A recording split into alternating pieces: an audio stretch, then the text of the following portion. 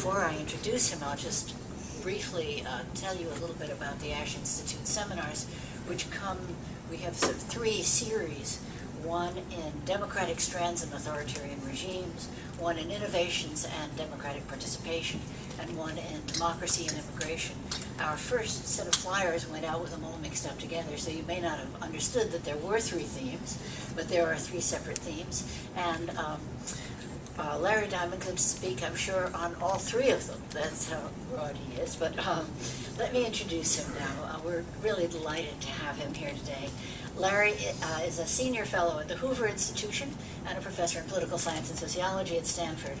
Importantly for this seminar, he's the founding co-editor of the Journal of Democracy, which keeps the community of democratic scholars abreast of new developments in the area. He's also co-director of the International Forum for Democratic Studies of the National Endowment for Democracy, and he's advised USAID and co-authored its 2002 report, Foreign Aid in the National Interest. He's also advised the World Bank, the United Nations, the State Department, and probably almost every other organization you can think of. He's also received several awards for his teaching. In 2007, he was named Teacher of the Year by the Associated Students of Stanford University for teaching that transcends political and ideological barriers. And that year, he also received Stanford's Dinkinspiel Award for, quotes, inspired teaching. And he's just come from Pippa Norris's course here at the Kennedy School on democracy, giving his time to our students in the classroom as well as in this seminar. Professor Diamond's book, The Spirit of Democracy, The Struggle to Build Free Societies Throughout the World, is the book that made us most want to bring him here. It explores the sources of democratic progress and stress in the world today and the future prospects for democracy. His last chapter is on the possibilities for improving democracy in the United States. We're not going to ask him to speak on that today, but we were actually quite torn. Every chapter is a gem, and we were thinking of asking him to speak on China, but then the events of the world made us decide that probably Arab democracy was where we wanted to ask him to go. But I recommend every single chapter to you. And as you can tell from the book and also from his extensive consulting ability, Professor Diamond combines an expertise in global survey research and the academic research on all these countries with considerable field information from being on the ground in key places in the world and interviewing key figures. It's rare to find someone who combines so much academic expertise with such grounded experience. Among his books are Developing Democracy Toward Consolidation, Promoting Democracy in the 1990s, and Class, Ethnicity, and Democracy in Nigeria. He's also editor of Assessing the Quality of Democracy, with various co-authors, and we won't go into, in the State of India's Democracy and Democracy in Developing Countries. In relation to his talk today, I should mention that during the first 3 months of 2004, Professor Diamond served as a senior advisor to the Coalition Provisional Authority in Baghdad. Since then, he's lectured and written on U.S. policy in Iraq and the wider challenges of post-conflict reconstruction. He's also participated in policy working groups in Iraq and the Middle East, and with Abbas Milani and Michael McFaul, he coordinates Hoover's Iran Democracy Project. He is the author of Squandered Victory, the American Occupation and the Bungled Effort to Bring Democracy to Iraq. And he recently edited the book, Islam and Democracy in the Middle East, with 2 co-authors. So you can see that we've got quite an expert with us today, and I'll ask you to welcome Professor Larry Diamond.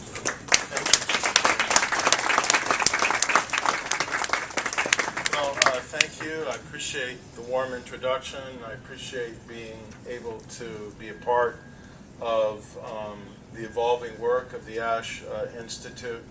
At Stanford, I now direct the Center on Democracy, Development, and the Rule of Law, which has a lot of overlapping interests with the Ash Institute here, so hopefully we'll be able to interact more. I'm happy to be talking about this theme today among the ones I guess I could have from my book for many reasons. Number one, the policy urgency of this question, I think, is very great. Number two, the intellectual puzzle that the question here poses is, I think, perhaps the single most challenging and interesting of the ones I've raised in my book, because, as I'll shortly indicate, but as probably almost everyone in this room knows, there's been a tremendous wave of global democratic expansion over the last 35 years, which was identified by your late colleague and my dear friend here at Harvard, Sam Huntington. And in the course of its sweeping through the world, it has generated a critical mass of democracies in every single region of the world except one, namely this one. And that, I think, is really a challenge to explain. It's really the challenge of my presentation today. And the third thing is that we have just established and are getting off the ground now a new program on good governance and political reform in the Arab world that hopes to also try to generate some insights in answer to this question and some possible avenues of a way forward. So I hope in 2 or 3 years I can come back here and frankly give you a better informed lecture than the one I'm going to give you today. With that in mind, I think you know the story that the number of democracies in the world has roughly, well, it depends on how you count, and if you ask your colleague here quietly sitting in the third row, Stephen Levitsky, his number would come out to be a little less than mine. But if you more or less accept the count of electoral democracies offered by Freedom House, there are roughly about 120 democracies that have emerged in the world.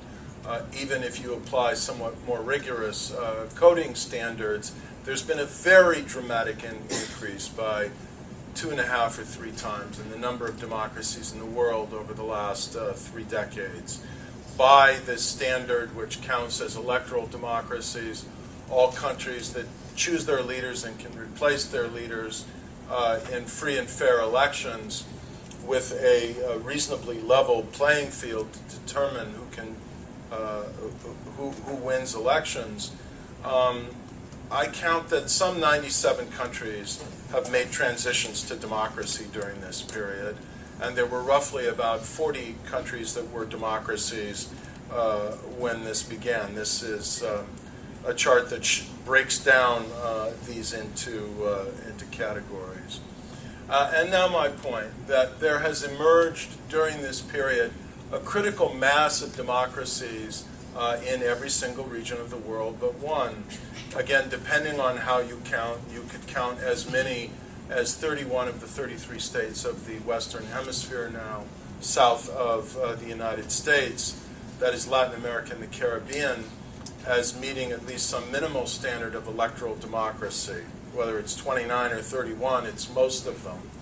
Roughly 60% or so of the former communist states of Eastern Europe and the former Soviet Union, obviously mainly the ones in Central and Eastern Europe, now relatively few of the ones in the former Soviet Union except the Baltic states. A certain number in Asia, slightly more than a third, almost half of the states of sub-Saharan Africa, but there are only 2 states in the Middle East. Those are Israel and Turkey. Not a single one of the 16 Arab states of the Middle East could be said today to be an electoral democracy. And Lebanon is really the only one that has been an electoral democracy during this period. Here I've tried to break down into different categories some of the non-democratic regimes of the Arab world today. I think Lebanon, and strangely, and I may come back to it before I finish visiting with you this afternoon, Iraq is one of the countries that's closest to being an electoral democracy. And I actually don't think I could have imagined saying this in 2004, but I can imagine now the possibility that, at some point in the future, possibly as soon as next year, more likely at some point in the years thereafter, we might be able to stand back and say, yeah, at this point, we have to call Iraq an electoral democracy. It certainly has a number of elements of it, like Lebanon does, that makes it, a non-democratic regime with many democratic features. And then you've got more classic authoritarian pluralist regimes under the monarchies in Morocco or Kuwait, with elections that are quite competitive. It's just not very consequential in terms of the real amount of power that devolves to the parliaments that are elected. And somewhat more authoritarian monarchies in Bahrain and Qatar, much more so in Saudi Arabia, and then the monarchies in everything but name in Egypt and Syria. I'm being somewhat facetious, but given where Egypt is headed and what happened in the power transition in Syria, obviously not entirely so. And then it looks like the younger Gaddafi is getting ready to succeed the older one. That's another question as well. Maybe you'll tell us why these regimes head to de facto monarchical status. If we look at the levels of freedom, this is the distribution of both democracy and liberal democracy by region. And again, you see kind of graphically how distinctive the Middle East is. Democracy here, again, is simply, I defined it earlier, electoral democracy. But liberal democracy I'm using as an empirical and admittedly imperfect, possibly even too lax, indicator of liberal democracy. All those countries that get a 1 or a 2 of the possible 7-point score on political rights and civil liberties. So any country that is no worse than a 2 on each of the 2 measures of political rights and civil liberties, I count here as a liberal, relatively liberal democracy. And you can see the only country in the Middle East that meets that standard, and it's obviously a controversial judgment, but it's made on the basis of the character of politics and governance within the so-called Green Line, is Israel. These are the trends in terms of freedom in the region. And again, if you appreciate that I'm averaging the 2 scales of political rights and civil liberties, that 7 is the most repressive score, and 1 is the freest score. So as the bars come down, they come down toward freedom. And you can see that between the beginning of the third wave in 1974 and the last point where we had data, which is the end of 2008, again as judged annually by Freedom House, there have been very significant gains for freedom in many regions of the world, somewhat modestly on average in Asia, but dramatically in Latin America and the former communist countries, and to some extent Africa as well. Rather little change between 2002 and 2008, but very dramatically before that. The only region where there's been, really virtually no change, in fact, where freedom levels actually deteriorated, and then between 2002 and 2008 only slightly improved, is again the Middle East. So you're getting the point that empirically there's a puzzle here. The Middle East, and more specifically the Arab world, constitutes an outlier. These are the trends. I asked Freedom House, what impact did the presidency of George W. Bush have on freedom in the world? And this is the answer, at least in terms of correlation of his presidency with what happened to freedom in the world. And the answer is slight improvement during the 8 years of his presidency, but really only very, very slight. So that globally, freedom levels improved on average by 0.2 of a point. And in the Middle East and North Africa, primarily the Arab world, again, 2 or 0.3 of a point.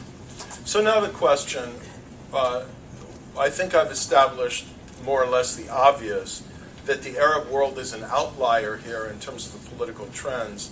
The answer is why. And of course, the most common answer that is proffered has to do with religion and culture. And Islam is religion, or the way Islam is practiced in the region, So that is what I want to interrogate first. I think we can certainly empirically establish the fact that Islam, being the predominant religion of the Arab states of the Middle East, does not give us very satisfying traction on the puzzle I have posed. And this argument is not original to me. It was initially advanced by Alfred Stapon and Graham Robertson in the Journal of Democracy. And they separated out Arab Muslim majority countries from non-Arab Muslim majority countries. I've slightly updated their data, and I slightly tweaked it. I will say, for the record, I don't think Nigeria is clearly a Muslim majority country, so I removed that and did one or two other things. But basically the story here is that Robertson and Stapon find that if you look at the 21 or so Muslim majority states outside the Arab world, countries like Turkey, Pakistan, Bangladesh, now Indonesia, but also in sub-Saharan Africa, countries like Mali and Senegal, they have many more years of democratic experience, or at least I'd say near or quasi-democratic experience, than do the Arab Muslim majority states, where, again, the only country that's been a democracy during this period, and briefly, is Lebanon. Then if you compare freedom levels, which is in a way a somewhat easier thing to do because you don't have to argue about which countries at which periods of time classified as an electoral democracy, and if you have any confidence at all, and that can be a matter of debate too, in the annual ratings of political rights and civil liberties that Freedom House releases at the end of each year, then you see here, I think, the telling point that the members of the Arab League have an average score in 2006 and again 2008 that is about a full point worse on the combined scales of political rights and civil liberties than the non-Arab Muslim majority countries, and a full point difference on averaging a large group of countries on a 7-point scale is quite a big difference. It's substantively meaningful as well as statistically significant. Now, you can see here, again, a kind of summary depiction of countries that have had experience with democracy that are Muslim majority countries in the Arab world and outside the Arab world. And this is an extension of the argument or of the evidence that Stapon and Robertson were presenting. And it's true, democracy hasn't functioned so well in Niger, where it's broken down, in Senegal, where Levitsky and Way argue it's really a competitive authoritarian regime now, in Mali, where it's been eroding at least somewhat, and they make the same argument. And I don't think Pakistan has returned to full democracy now. But in Indonesia, which is the largest Muslim majority country in the world, it's doing impressively well. Not perfectly, not without serious problems, but without any imminent threats. In Turkey, under I'd say, Islamist-leaning, Islamist-influenced, not explicitly Islamist party, that's verboten under the Turkish constitution, but certainly democracy has in many ways become more genuine and even oddly liberal under the Justice and Development Party in Turkey. So all of these are sort of data points that I think really undermine the argument that there is an intrinsic tension between Islam as a religion and electoral democracy. There has to, in other words, if one wants to fall back on religious or cultural interpretations, be something about the way Islam is practiced, constructed, politically translated in the Arab world, or some other aspects of the political culture of the Arab world that may play a role here, if indeed this variable is relevant at all to an explanation, which I think it may be in a very particular way that I'll come back to. People make arguments about the patrimonial nature of the tribal, quote-unquote, cultures of the Arab world, and their very hierarchical nature, the ethnic and identity divisions in these countries. I don't, as an Africanist, find these explanations very convincing, because these social relations are very present in sub-Saharan Africa as well. And because ethnic divisions are much more serious and pervasive in sub-Saharan Africa than they are in North Africa or the rest of the Middle East. And that hasn't stopped many countries in sub-Saharan Africa from developing and in many cases maintaining some form of electoral democracy. Moreover, I do think it's interesting that if you take the most homogeneous Arab countries in terms of language and culture, and certainly Egypt and Tunisia would be two of the more homogeneous ones, they are no less authoritarian than some of the others. And if you take the countries that are the two most obviously deeply divided countries, where the divisions in sort of semi-consociational form have been written deeply into the Constitution, that is in Lebanon and Iraq, they've actually now gone the furthest in terms of having electoral democracy. Furthermore, if you look at the tentative evidence we have so far that's been amassed by Imani Jamal and Mark Tesler in the emergent Arab barometer that they've been organizing, and there's now a new generation that will be much more comprehensive in doing this type of public opinion survey research that's been done in Africa, been done in Asia, been done in Latin America and the post-communist world, in the Arab world, so asking a much broader range of questions that were much more internationally comparative across a much larger set of Arab countries. But from the early data we have, there doesn't seem to be much evidence that Arab people are less supportive of democracy in principle than peoples elsewhere in the world. You can see overwhelming agreement that despite drawbacks, democracy is the best system of government, that having a democracy would be good for the country.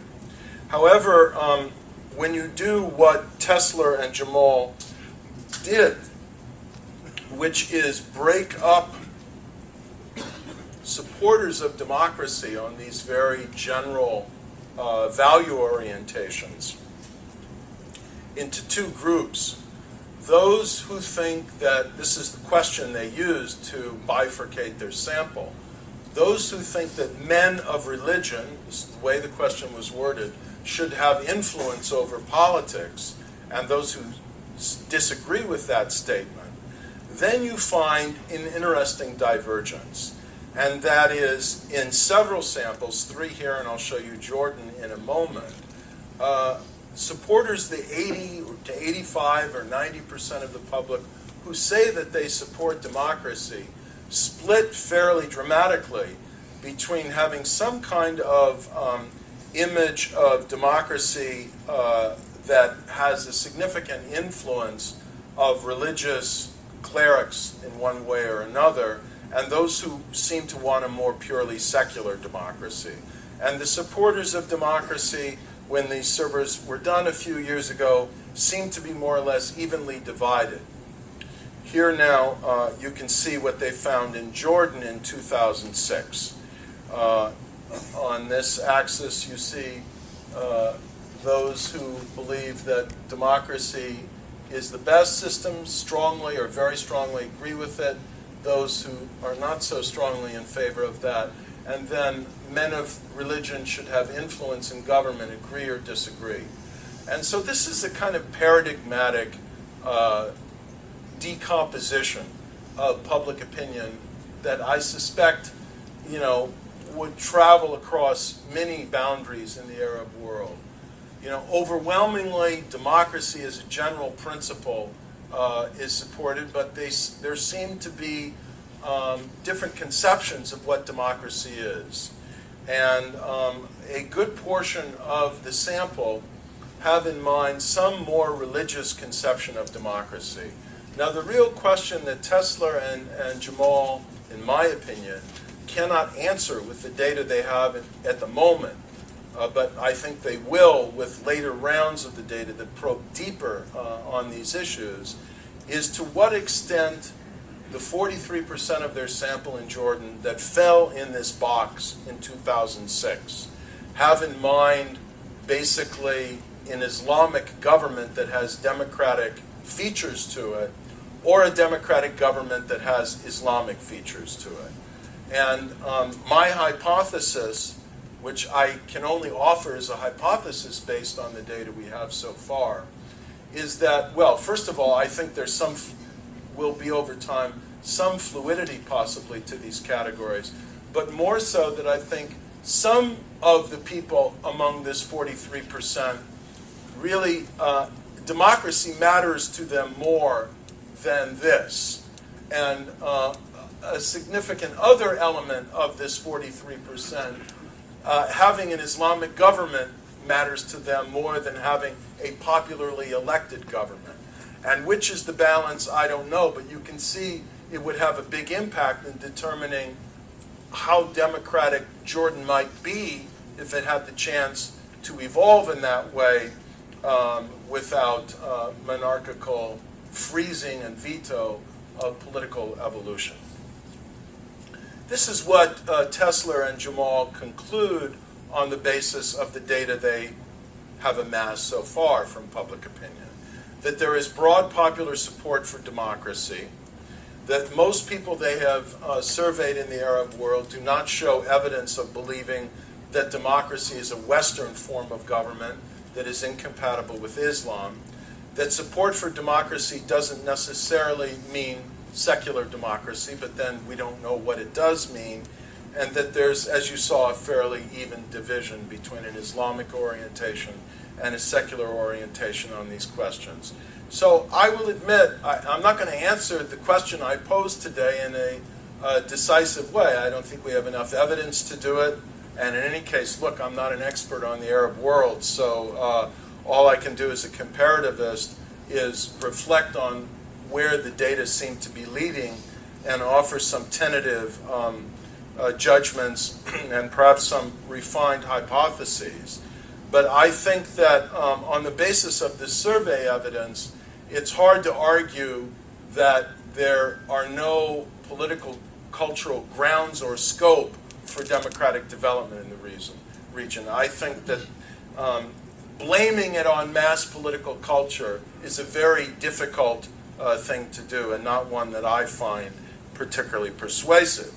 So next we come to economic development. I don't think this is going to carry us very far as an explanation, because in fact the Arab countries are not even close to being the least developed countries in the world. And at every level, I think the Human Development Index is a more revealing aggregate indicator of development level and its implications for democracy than is per capita income per se. And at every level of the human development rank you can group Arab countries into, you can find countries elsewhere in the world with that rank on the Human Development Index that are electoral democracies and even liberal democracies. So, even when you get down to the level of Egypt, which is one of the poorer, less developed Arab countries in the world, it's not much less developed than Indonesia. So you still have to summon some explanation of why Indonesia can now have had a decade of democracy, while Egypt is somehow not able to maintain democracy. Something else seems to be going on other than development, a level of development. Perhaps it's a rentier argument about economic structure rather than economic development. You know the argument well familiar to those of you either who've read the work of another former professor of government here, Terry Carl, It was also made by Sam Huntington in his book on the third wave, that there is a kind of perverse, parallel to or mirror image of our refrain about no taxation without representation in the American Revolution, and that is, it's very hard to get democratic representation without taxation establishing some bond between citizens and their state that motivates citizens to demand accountability. And not only is there no taxation in many of these states because of oil, or at least not only do you have states like Egypt's that somewhat float above their societies with the bonds of accountability ruptured because of other rents that they capture from the international community, but you also lack a truly independent bourgeoisie in most of these countries. It's very state-dependent. In the heavily oil-dependent states, it's really just a commercial class, largely dependent on state contracting or on oil rents directly or indirectly. So what you get instead, much of this literature on this region argues, is a kind of social contract where people surrender their freedom, and in exchange they get makeshift government jobs, social services, but not the right to demand good government and political accountability. These rentier states also tend to be heavily centralized states. That goes in part with the fact of where the rents flow, which is into the central coffers of these states. And then I'm going to be coming to this theme into very, very, unfortunately, often very effective and sophisticated state security apparatuses. It goes along with extensive corruption, extreme inequality, and also a weak civil society that's heavily subordinated and not able to play the kind of role that similar people with similar levels of education and even exposure to the international community have played in other parts of the world where they've been able to form challenging NGOs that have demanded democracy. There could be another reason for that, and I'm going to come back to it. And these are some of the other sources of rents. I will just note, I know there's a debate on how much of an obstacle oil is to democracy. I will simply note that if you look at the weight that oil and gas exports have in a country's total portfolio of exports, that is their dependence on oil and gas in terms of international trade and earnings from it, and you take the top 23 countries, the vast majority of whose export earnings come from oil and gas, it is the case that not a single one of these countries that are heavily dependent on oil and gas export earnings is a democracy today. And here you see in the Middle East the countries that figure in this way. Now we come to some political explanations that carry, for me, I think, more convincing weight. And they have to do with strategies and skills of authoritarian statecraft, authoritarian management. And one of them has to do with the effectiveness of repression. There's been a heavy investment of these states generally in intelligence and domestic agencies of repression, a willingness to use brutal repression, but also a growing sophistication. This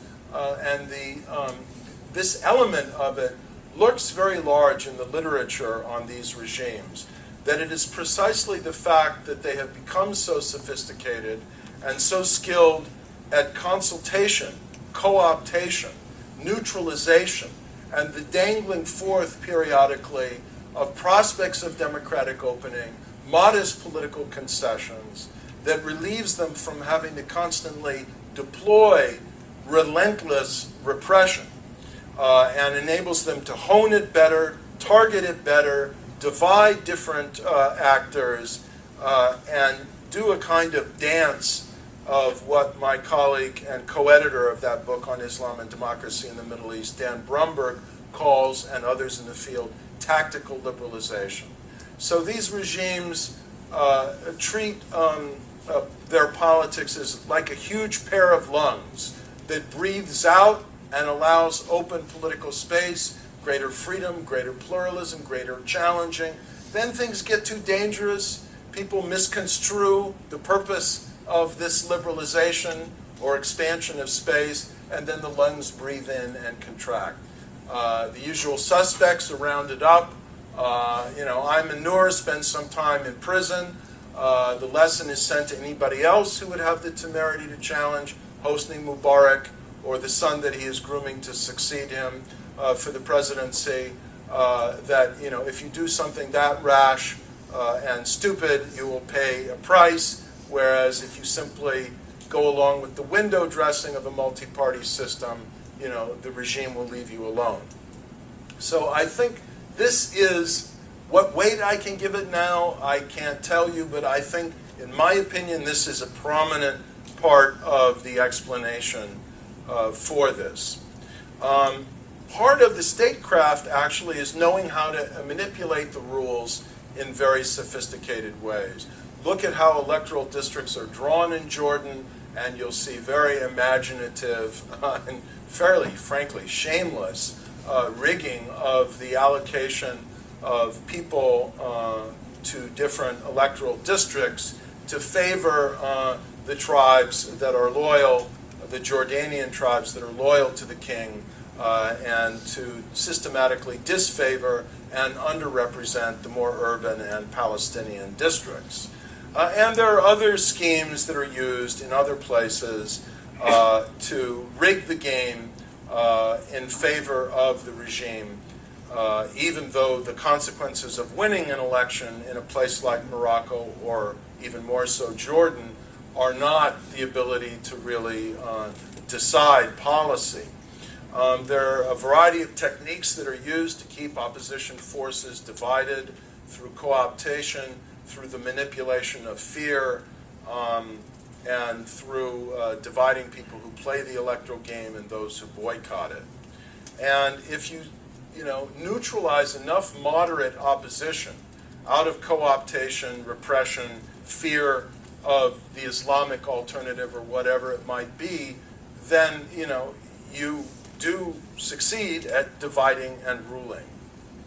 The consequences of this controlled and limited political game, not no game, partial pluralism that's very skillfully managed by autocratic leaders at the top, is that political forces outside the regime, the kinds of constituent forces we would look to bring about democratic openings in other parts of the world, have remained very fragmented, unable to coalesce in a campaign for real democratic change. When they start to do so, as with the Kafaya movement in Egypt, then a variety of methods are applied that wind up splitting them up. Opposition forces face a Hobbesian choice. If they go along and participate in the elections and then the government, then they are seen as having been co-opted, which to some extent they have been, and they are discredited in the eyes of a public that's very alienated from this system.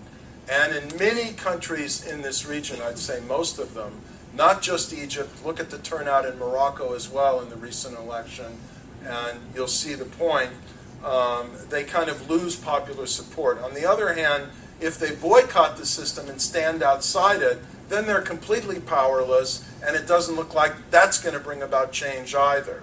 So there's a kind of dispirited, frustrated state to even sincere democratic opposition in these countries. And if they're secular opponents of the regime, they don't have very strong roots in their society. And this is another factor that I think plays a complicated role in sustaining authoritarianism in these countries.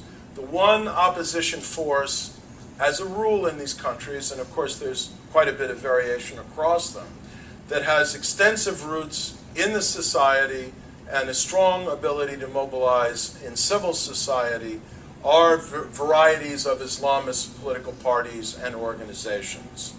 And then this interacts with the secular fear of Islamism. And many of the natural allies of democratic change in the commercial classes, the bourgeoisie, the professional classes, people who go to the West, study abroad, become even more perhaps drawn to democratic practices and values than they otherwise would have been, go back to their societies, and then in other places in the world would become agents of democratic change, here are looking at two alternatives that they, are in a way equally unattractive to them. One is the current authoritarian regime, and the other is the specter, never yet quite tested, but in Algeria it came close, of Islamic authoritarianism. And frankly, there are many middle-class people, including many women who do not want to, wear a scarf or, more far-reaching Islamic covering, do not want to be constrained in their rights the way they would be probably if some of these Islamist alternatives came to power, who conclude they'd rather have the devil they know than the devil they don't. And that, I think, is another factor as well. Now, if you were waiting for the external element, here it is. You cannot talk about the Middle East without talking about the way it's embedded in geopolitics, not just geoeconomics, but geopolitics. And I think this happens in a number of respects. I'll come to the West in a minute. First, let's talk about the neighborhood. There is a chicken and egg factor here. Diffusion effects operate most powerfully. This was another insight of Sam Huntington's book, and I really think you can learn a lot by reading that book, The Third Wave. I don't think so highly of the one that came after that, but we'll leave that aside. I think you can see the way I'm gravitating away from the kind of civilizational arguments Sam later made. But having no model that's functioning in the region of Arab democracy means that there are no sources of diffusion. And I must say, as someone who strongly opposed the American intervention in Iraq and strongly criticized the way they then messed it up during the period of occupation, that I do nevertheless think there is something to the argument that if Iraq became a democracy, particularly now as the U.S. is withdrawing, so the democracy that would emerge would increasingly be and appear to be a matter of indigenous evolution, that it would have diffusion effects in the region. And the further we get away from, let's be honest, the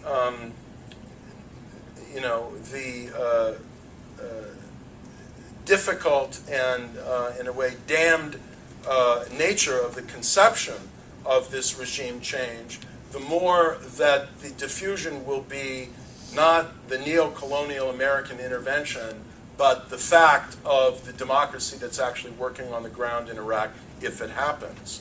And then the Arab League, well, I think in this respect, you compare it even to the African Union, and it's just a hopeless organization in terms of being a source of any democratic norms.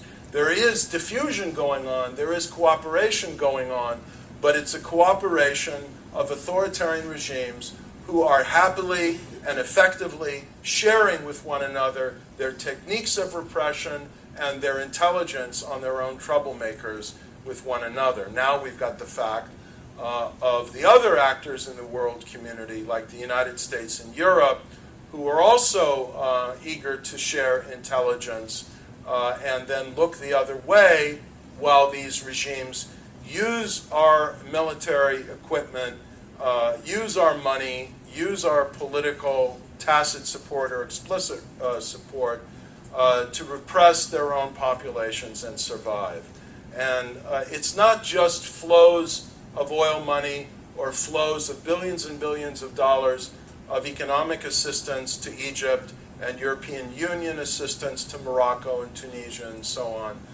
It's also this geopolitical support, which is in a sense more diffuse, sometimes quite tangible, sometimes intangible, that I think has had a significant effect in sustaining these regimes.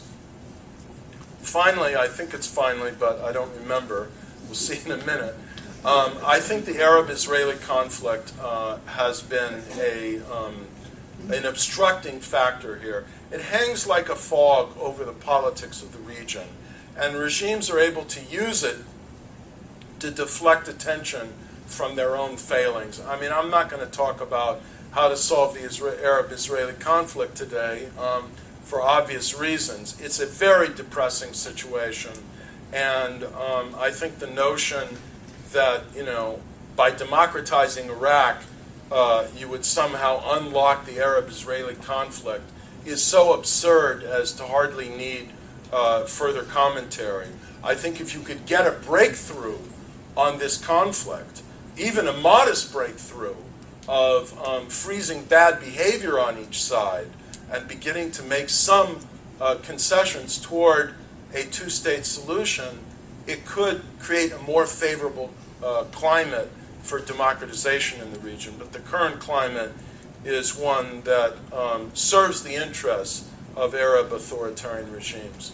So I'll conclude now with what I think the United States might do to foster change. The first thing is, well, you learn lessons, hopefully, and I think Barack Obama has learned one from the failures of the Bush era, and that is to proceed with considerably greater humility and more of a sense of partnership with pro-democratic forces in the Arab world, if indeed he really means to even do that, but certainly not to appear to be dictating regime change. I think that President Obama is sincere, deeply so, in his pursuit of a just resolution of the Arab-Israeli conflict. Unfortunately, the stars geopolitically are really not aligned for it right now, and in the near term, there's not likely to be much progress.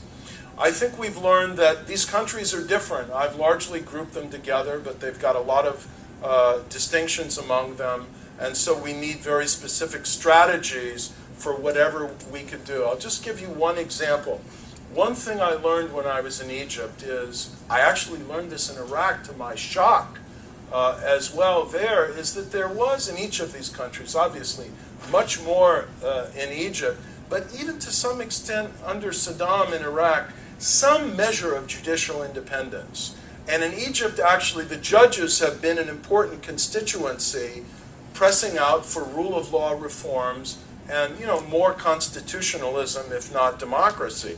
Actually, a future presidential contender might be one of the judges who confronted the Mubarak regime. And so reforms to actually build on the tradition that's there in governance in Egypt of some degree of professionalism, corporate self-identity, and autonomy of the judiciary could be one way that you begin to lay the foundations for real rule of law and democratic change. I think in some of these societies, if you could just preserve and extend pluralism of the media and space for civil society, and get these regimes to release peaceful dissidents, including members of the Muslim Brotherhood, I want to underscore, from jail for their acts of peaceful protest, this would also begin to create a more pluralistic political environment in which organic change might begin to unfold. I do believe there's much more we could do in terms of support for civil society organizations, but not if we're going to do what we're now doing all over again in Egypt, which is hand the list of grants we want to make to civil society organizations, to the Mubarak regime, and say, oh, please, will you give us permission? And then they cross off this one and this one and this one and this one, and you're left with the few least challenging organizations that you have permission to give assistance to. Obviously, that isn't going to have much impact. So I think most of the other things I have said here, except that I'll become more explicit now about the Islamist challenge, and I think I better close on this note so that we can have the time for the comments and then the more general discussion. I don't know, and I really am skeptical that anyone outside these Islamist parties and organizations can know with a high degree of confidence what their real agenda is. My guess is that there is a divergence of both possibilities in their minds and possibilities that would unfold in a more organic and open political atmosphere. I do suspect that if I were a middle-class lawyer or journalist, fairly secular, which is my orientation, in one of these Arab countries, I would be nervous too. But I know a lot of such secular people, like my friend Sasadettin Ibrahim in Egypt, and they favor engagement by the United States and by secular political forces with Islamists in an effort to find out who's willing to commit to democratic principles of political pluralism and a basic set of rights for women. Because if we don't bring in the Islamists, who are the best grounded opposition force in this society, you're not going to be able to get democracy and have a functioning democracy. And finally, there is a lot of evidence from other countries, including Morocco in its recent elections, and including the trends over time in Indonesia, which is not to say that you can compare Islamists in the Arab world and Islamists in Asia, but there does seem to be a common trend of the harder core Islamists losing support at the polls over time, particularly when they have to show their capacity or not to, in the famous metaphor, pick up the trash, that is, deliver in terms of actual governance. I'm not sure that's the way you meant it when the Ash Institute was created, but it's one of the challenges. And also that you see divergence among Islamists over time, and that many of them break away, go different directions, become more moderate, and so on, as the Justice and Development Party has in Turkey. So with that, I close for now, and thank you for your attention.